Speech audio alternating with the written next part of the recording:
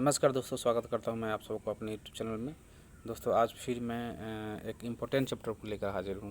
वर्ग 6 चैप्टर 3 है, सब्जेक्ट है ज्योग्राफी। पृथ्वी की गतियाँ चैप्टर का नाम है। दोस्तों ये जो नोट्स है एक काफ़ी इम्पोर्टेंट है और किसी भी कम्पिटिटिव एग्ज़ाम के लिहाज से यह जो नोट्स है काफ़ी मायने रखता है। और जिससे आप केंद्रीय विद्यालय के टीचर के लिए हो, चाहे टीजीटी के लिए हो या पीजीटी के लिए हो, और दिल्ली गवर्नमेंट का एमसीडी है, डीएसएसबी है, और बीपीएससी है, एसएससी है, इवन माध्यमिक और उच्च माध्यमिक विद्यालयों में यानी कि बिहार में जो बीपीएससी के माध्यम से बहाली होने वाली है उसके मद्देनज़र भी ये नोट्स काफ़ी इंपॉर्टेंट बन जाता है। हम लोग जब कम्पिटिटिव एग्ज़ाम के लिए, किसी भी कम्पिटिटिव एग्ज़ाम के लिए जब मार्केट से हम लोग बुक खरीदने खरीदते हैं तो उसमें इतना सारा मटेरियल्स रहता है कि हम लोग उसे पढ़ नहीं पाते हैं। समझ में नहीं आता बुक खोलने के बाद कि कहाँ से स्टार्ट करें कहाँ से ख़त्म करें। इसलिए मन को एकाग्रचित रखकर ये जो मैंने नोट्स बनाया इसे आप पढ़ें। मैं आपको विश्वास दिलाता हूँ कि ये नोट्स आपको बहुत ही फ़ायदेमंद रहेगा आपके लिए, और जब आप एग्ज़ाम में बैठेंगे तो आपको लगेगा कि हाँ ये नोट्स कितना उपयोगी था। चलिए शुरू करते हैं। पृथ्वी की गतियाँ। जैसा कि आप लोगों को पता है कि पृथ्वी की दो गतियाँ होती है, घूर्णन और परिक्रमण गति। पृथ्वी का अपने अक्ष पर घूमना घूर्णन कहलाता है। दोस्तों यहाँ इस चैप्टर में मुख्यतः मतलब सबसे इम्पोर्टेंट दो शब्द आएंगे आपके लिए, अक्ष और कक्ष।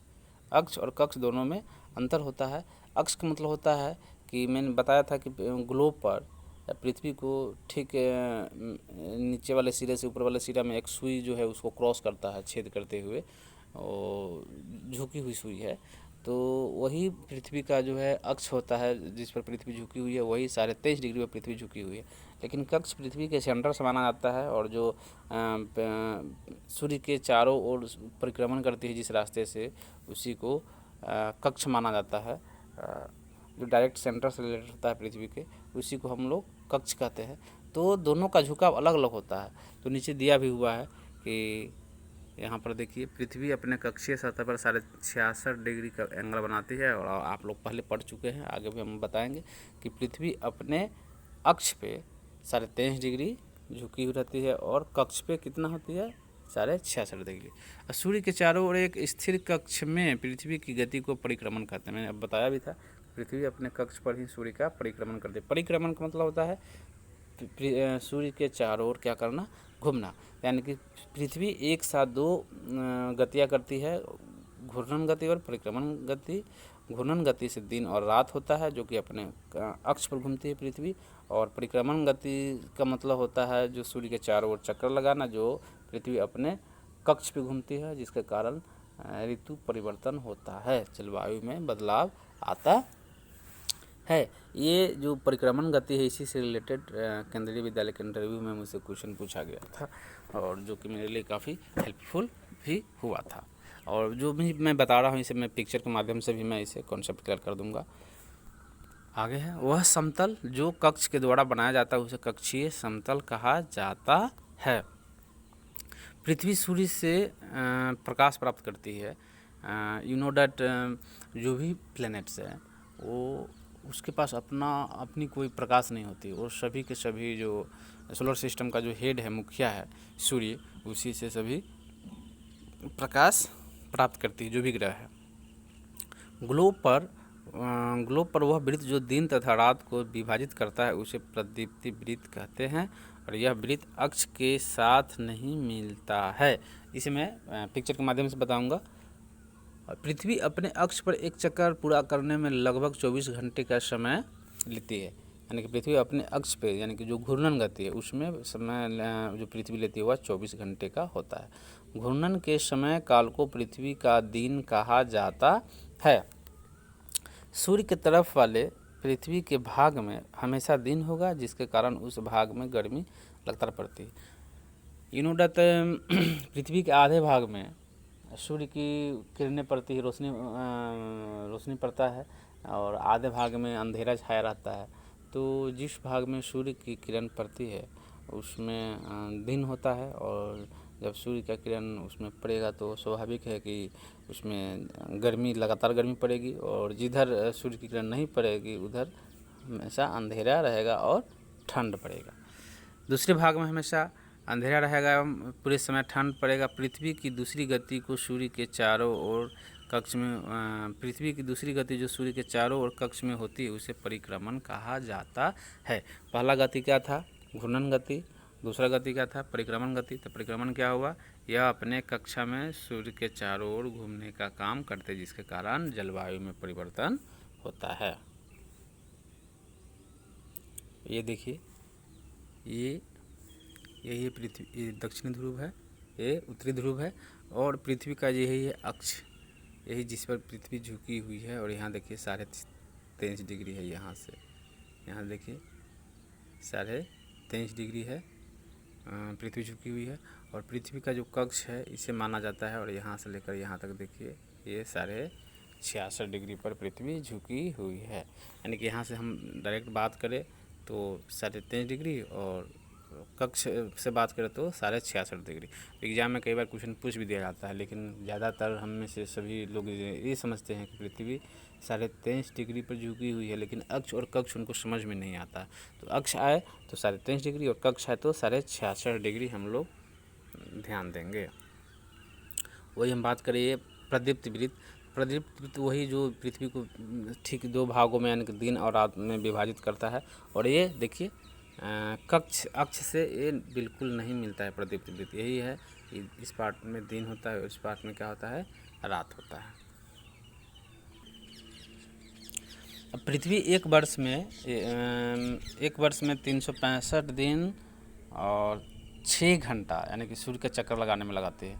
यानी कि पृथ्वी जो अपना जो परिक्रमण गति करते हैं उसमें सूर्य के चारों ओर उसे घूमने में 365 दिन और 6 घंटा उसे लगता है। 1/4 ऑफ द डे मतलब हुआ 6 घंटा।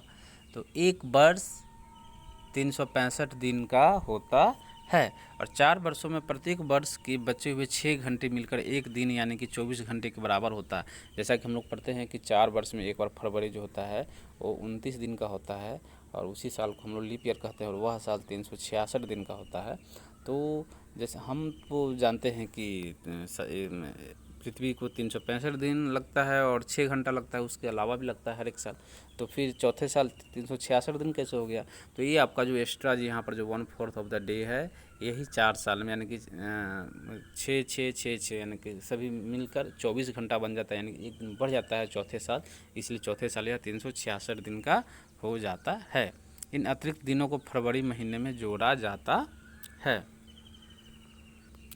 प्रत्येक चौथे वर्ष फरवरी माह 28 के बदले 29 दिन का होता है, और ऐसा वर्ष जिसमें 366 दिन होता है उसे लीप ईयर कहा जाता है। लीप ईयर में कितने दिन होते हैं? लीप ईयर वाले जो साल होते हैं उसमें कितने दिनों का वह साल माना जाता है? तो वह होता है 366 दिन का होता है। पृथ्वी दीर्घवृत्ताकार पथ पर सूर्य के चारों ओर घूमता है। ये क्वेश्चन MCD के का जो PRT के एग्जाम मैंने दिया था, ये क्वेश्चन आया हुआ था। और पृथ्वी पूरे कक्ष में एक ही दिशा में झुकी हुई रहती है। देखिए पृथ्वी सालों भर जो सूर्य का चक्कर लगाती है तो हमेशा एक ही दिशा में अपने कक्ष पे झुकी हुई रहती है। सामान्यतः एक वर्ष में गर्मी, सर्दी, बसंत एवं शरद ऋतुओं में बांटा जाता है। यानी कि जनरली जो है भारत का जो ये मौसम है, जो जलवायु उसको जो है पूरे वर्ष को गर्मी में, सर्दी में, बसंत में और एवं शरद ऋतु में उसे बांटा जाता है। अब ऋतुओं में परिवर्तन सूर्य के चारों ओर पृथ्वी की स्थिति में परिवर्तन के कारण होता है। हम लोग आगे पढ़े भी हैं कि ऋतुओं में जो परिवर्तन होता है, जो ऋतु में परिवर्तन होता है वह पृथ्वी के परिक्रमण गति के कारण ही होता है ये। और 21 जून को उत्तरी गोलार्ध सूर्य की तरफ झुका होता है और सूर्य की किरणें कर्क रेखा पर सीधी पड़ती है। इसके परिणाम स्वरूप इन क्षेत्रों में ऊष्मा अधिक होती है। जैसा कि हम लोग पता है, हम लोग जानते हैं कि हमारा जो देश है भारत, यह पृथ्वी के उत्तरी गोलार्ध में स्थित है।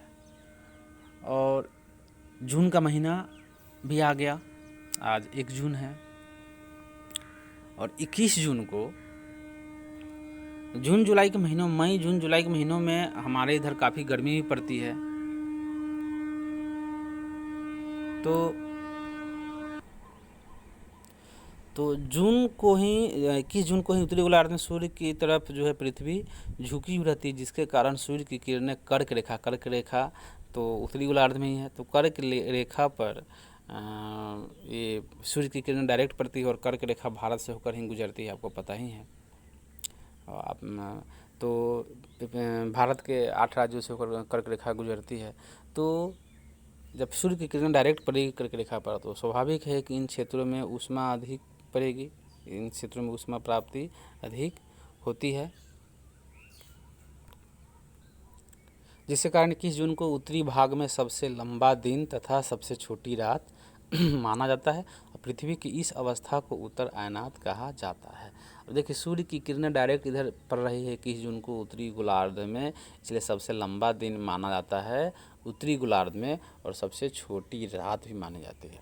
और इसके जब विपरीत जाएंगे, अब उल्टा जाएंगे, तो 21 जून को ही दक्षिणी गोलार्ध में 21 जून को ही दक्षिणी गोलार्ध में सबसे क्या हो जाएगा, छोटा दिन हो जाएगा, क्योंकि यहाँ सबसे लंबा दिन हो रहा है, यहाँ सबसे लंबा दिन हो रहा है 21 जून को। तो 21 जून को दक्षिण गोलार्ध में सबसे छोटा दिन हो जाएगा और सबसे बड़ी रात दक्षिण गोलार्ध में हो जाएगा। यानी कि जो घटना दक्षिण गोलार्ध उत्तर गोलार्ध में घटता है वह उसी के अपोजिट दक्षिणी गोलार्ध में वह उसके उल्टा होता है। फिर आगे आते हैं 22 दिसंबर को दक्षिण ध्रुव में सूर्य की ओर इसके होने के कारण मकर रेखा पर सूर्य की किरणें सीधी पड़ती है। अब देखिए 22 दिसंबर को दक्षिणी ध्रुव के सूर्य की ओर झुके होने के कारण मकर रेखा पर सूर्य की किरणें सीधी पड़ती है। अब देखिए दक्षिणी गोलार्ध उत्तरी गोलार्ध में जब कर्क रेखा है, तो जब दक्षिणी गोलार्ध में मकर रेखा है, तो जिस तरह से कर्क रेखा पर सूर्य की किरणें सीधी पड़ती है, उसी तरह मकर रेखा पर भी सूर्य की किरणें 22 दिसंबर को सीधी पड़ती है। और 22 दिसंबर को भारत में यानी कि उत्तरी गोलार्ध में ठंड पड़ता है, तो इसलिए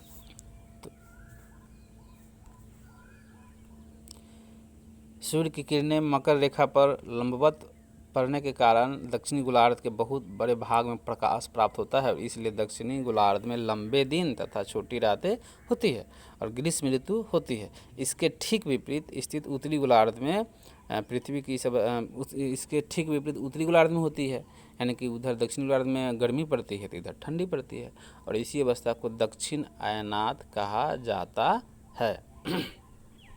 अब 2 क्वेश्चन आया यहाँ से, ये है उत्तर अयनात और ये क्या है, दक्षिण अयनात हो गया। ये मैं उम्मीद करता हूँ कि आप लोग समझ गए होंगे। जो घटना उत्तरी गोलार्ध में घटित होती है जब सूर्य की किरण डायरेक्ट पड़ती है पृथ्वी पर, और जिसके कारण जो दिन और रात में जो के समय में जो अंतर होता है, तो वह उत्तरी अयनात हो जाता है। और फिर जब दक्षिणी गोलार्ध में सूर्य की किरण डायरेक्ट पड़ती है जो कर्क रेखा पर, मकर रेखा पर, तो यह दक्षिणी अयनात माना जाता है।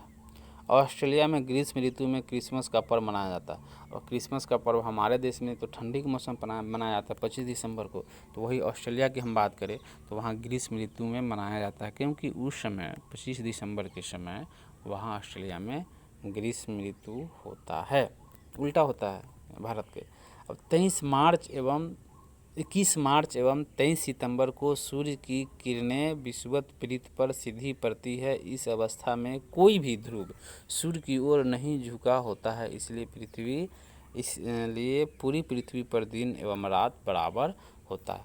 देख लीजिए 21 मार्च एवं 23 सितंबर को सूर्य की किरणें विषुवत पृथ्वी पर सीधी पड़ती है, और इस अवस्था में कोई भी ध्रुव सूर्य की ओर नहीं झुका हुआ होता, यानी कि दोनों पार्ट में, north hemisphere and south hemisphere, दोनों पे इक्वल पार्ट में सूर्य की किरणें पड़ती हैं, यानी कि विषुवत पृथ्वी पड़ती है, और कोई भी भाग पृथ्वी का जो ध्रुवों, कोई भी उसका जो ध्रुव है पृथ्वी की सूर्य की ओर झुका हुआ नहीं होता, यानी कि इक्वल होता है। इसलिए 21 मार्च और 23 सितंबर को दिन और रात पृथ्वी पर बराबर माना जाता है।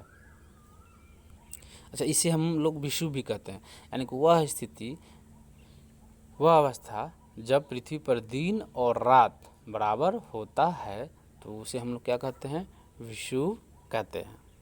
23 सितंबर को उत्तरी गोलार्ध में शरद ऋतु होता है, जबकि दक्षिणी गोलार्ध में बसंत ऋतु होता है। आप देखिए 23 सितंबर को उत्तरी गोलार्ध में शरद ऋतु होता है और यही दक्षिणी गोलार्ध में बसंत ऋतु होता है। मैं बताऊं, हम लोग जानते हैं कि जो दक्षिणी गोलार्ध में जो मौसम जो भी ऋतु होती है उसी के अपोजिट दक्षिणी गोलार्ध में होता है। पृथ्वी के घूर्णन एवं परिक्रमण के कारण दिन एवं रात तथा ऋतुओं में परिवर्तन होता है। अब पृथ्वी के घूर्णन के कारण तो दिन और रात तो होता ही है, और उसके परिक्रमण के कारण क्या होता है, उसमें ऋतुओं में परिवर्तन होता है। अब देखिए यहाँ 21 मार्च और 23 सितंबर को जो सूर्य की किरणें हैं पृथ्वी पर ठीक सामने पड़ रही है, और दोनों स्थिति में जो है पृथ्वी की जो झुकाव है वो सूर्य की तरफ नहीं है, जिसके कारण दिन और रात पृथ्वी पर इन दोनों दिन बिल्कुल बराबर माना जाता है। और वही हम बात करें तो 21 जून की हम बात करें तो 21 जून में सूर्य की किरणें उत्तरी गोलार्ध में डायरेक्ट पड़ती है। यहाँ देखिए उत्तरी गोलार्ध में जिस पार्ट में जो सूर्य की किरणें पड़ रही है उत्तरी गोलार्ध है, इसलिए 21 जून को ग्रीष्म ऋतु होता है यहाँ पर उत्तरी गोलार्ध में। और यहाँ दक्षिणी गोलार्ध में देखिए अंधेरा है, तो यहाँ पर क्या है, दक्षिण गोलार्ध में शीत ऋतु है। यहाँ देखिए दक्षिण गोलार्ध में शीत ऋतु है। वही जब हम 22 दिसंबर की बात करें तो 22 दिसंबर में इसके उल्टा हो जाता है। अब ये दक्षिणी गोलार्ध में ग्रीष्म ऋतु है, क्योंकि सूर्य की किरणें दक्षिणी गोलार्ध में पड़ रही है, ग्रीष्म ऋतु है। और जब हम उत्तरी गोलार्ध की हम बात करें तो यहाँ पर क्या है, शीत ऋतु है। यही है पृथ्वी का पूर्ण परिपथ। यहाँ देखिए ये पृथ्वी का क्या है, ये पूर्ण परिपथ है, जिससे होकर पृथ्वी सूर्य के चारों ओर चक्कर लगाती है। और यही है पृथ्वी का जो परिपथ है, यही इसी को कहते हैं दीर्घ वृत्ताकार। इसका जो घूमने का जो इसका पथ है, यही क्या है, ये दीर्घ वृत्ताकार है। अब कुछ क्वेश्चन है कि पृथ्वी की सूर्य के चारों ओर की गति को क्या कहते हैं। पृथ्वी जब सूर्य के चारों ओर घूमती है गति को उसे क्या कहते हैं, तो इसका क्या होगा आंसर, ये परिक्रमण होगा। क्या होगा, परिक्रमण होगा। नेक्स्ट क्वेश्चन है सूर्य की सीधी किरणें विषुवत वृत्त पर किस दिन पड़ती है। सूर्य की सीधी किरणें विषुवत वृत्त पर किस दिन पड़ती है, तो 2 दिन पड़ती है। आपको पता है 21 मार्च और 23 सितंबर। तो इसमें 21 मार्च का ऑप्शन है, तो हम लोग क्या देंगे 21 मार्च। गर्मी में क्रिसमस का पर्व कहाँ मनाया जाता है, तो ऑस्ट्रेलिया मनाया जाता है। ऋतुओं में परिवर्तन पृथ्वी की किस गति के कारण होता है, तो ऋतुओं में परिवर्तन किस गति के कारण होता है, ये परिक्रमण गति के कारण होता है। एक लीप वर्ष में दिनों की संख्या 366 होती है। और पृथ्वी की प्रतिदिन की गति को क्या कहते हैं, पृथ्वी दिन भी कहा जाता है, और घूर्णन गति के कारण होता है, घूर्णन कहते हैं। पृथ्वी की प्रतिदिन की गति को इसे पृथ्वी दिन भी कहते हैं। और पृथ्वी सूर्य के चारों ओर एक स्थिर कक्ष में घूमती है। जो पृथ्वी जो चारों ओर घूमती है सूर्य के, उसका जो अपना कक्ष है, रास्ता, वो बिल्कुल स्थिर होता है और दीर्घ वृत्ताकार होता है, जैसा कि आप लोगों को मैंने बताया भी था।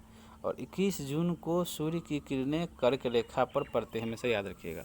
21 जून को सूर्य की किरणें कर्क रेखा पड़ती है और 22 दिसंबर को मकर रेखा पर।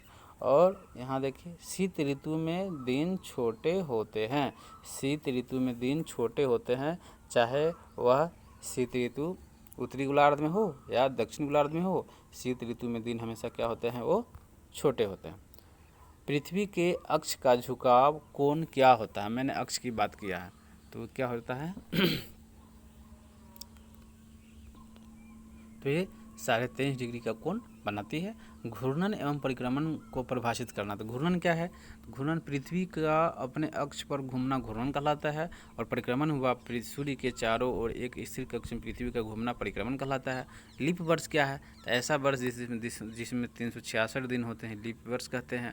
और उत्तर एवं दक्षिण अयनातों में अंतर बताना है, तो मैं बताया ही था पिछले पेज में कि उत्तर अयनात और दक्षिण अयनात क्या होता है। तो 21 जून को उत्तरी गोलार्ध के क्षेत्रों में सबसे लंबा दिन होता है, तथा उसके बाद सबसे छोटी रातें होती है, तो यह पृथ्वी की इस अवस्था को क्या कहते हैं, उत्तरी अयनात कहते हैं। इसी का जो अपोजिट होता है उसको दक्षिणी अयनात कहते हैं। यही घटना जो दक्षिण गोलार्ध में घटता है उसी को हम लोग दक्षिण अयनात कहते हैं। यानी कि यहाँ देखिए 22 दिसंबर को दक्षिण गोलार्ध में लंबे दिन तथा छोटी रात होती, जिसके कारण ग्रीष्म ऋतु होती है, तो इसी को दक्षिण अयनात कहते हैं।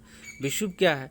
21 मार्च और 23 सितंबर को सूर्य की किरणें विषुवत वृत्त पर सीधी पड़ती है। इस अवस्था में कोई भी ध्रुव सूर्य की ओर नहीं झुका होता है, इसलिए पूरी पृथ्वी पर रात एवं दिन बराबर होता है। इसे विषुव कहा जाता है। और दक्षिणी गोलार्ध में उत्तरी गोलार्ध की अपेक्षा उत्तर एवं दक्षिणी का अयनात अलग अलग समय में होता है। क्यों? इसका आंसर आप लोग खुद ढूंढे और इसे सोल्व पर एक क्वेश्चन में आप लोगों को ये दे रहा हूँ। अब ध्रुवों पर लगभग 6 महीने का दिन एवं 6 महीने का रात होता है। क्यों? ये भी आपको बनाना है, नहीं तो मैं अगले वीडियो में मैं बताऊंगा। और एक इम्पोर्टेंट क्वेश्चन है ये, पूर्व से पश्चिम घूमने वाला ग्रह कौन है? शुक्र और यूरेनस है। जैसा कि हम लोग को पता है कि जो भी ग्रह है, इवन पृथ्वी भी, वह पश्चिम से लेकर पूर्व की ओर घूमती है, लेकिन पूर्व से पश्चिम घूमने वाला ग्रह कौन है? वह है शुक्र और यूरेनस है। इसे याद रखेंगे। पृथ्वी हमेशा पश्चिम से पूर्व की ओर घूमती है। दोस्तों, ये वीडियो अगर आपको अच्छा लगा हो, आपके लिए उपयोगी लगा हो, तो मेरी वीडियो को आप ज़्यादा से ज़्यादा शेयर करें, ताकि मेरा मनोबल बढ़े और मैं आपके लिए इसी तरह के और भी वीडियोज़ लाऊं, नोट्स लाऊं। मैं अभी ज्योग्राफी पार्ट्स को ख़त्म करूंगा, उसके बाद मैं हिस्ट्री की ओर चलूँगा। तो आप मेरे चैनल को ज़्यादा से ज़्यादा लाइक करो और सब्सक्राइब करें। धन्यवाद।